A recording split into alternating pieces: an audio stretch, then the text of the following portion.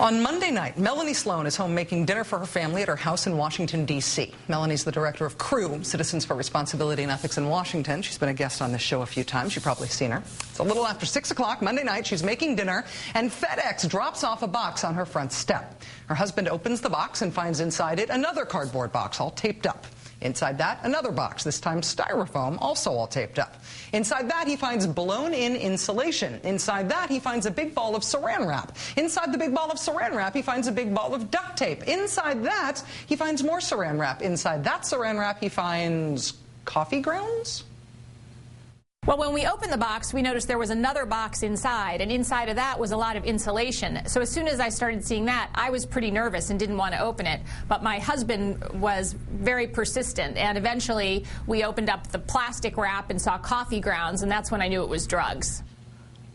Drugs! Aha! Like most Americans, Melanie Sloan doesn't generally receive anonymous gifts of ground coffee and saran wrap. Unlike most Americans, Melanie Sloan is a former assistant U.S. attorney, so she knew exactly what was going to be inside the layer of coffee. Turns out it was 33 pounds of pot wrapped in coffee to throw off drug-sniffing dogs. Melanie then called 911.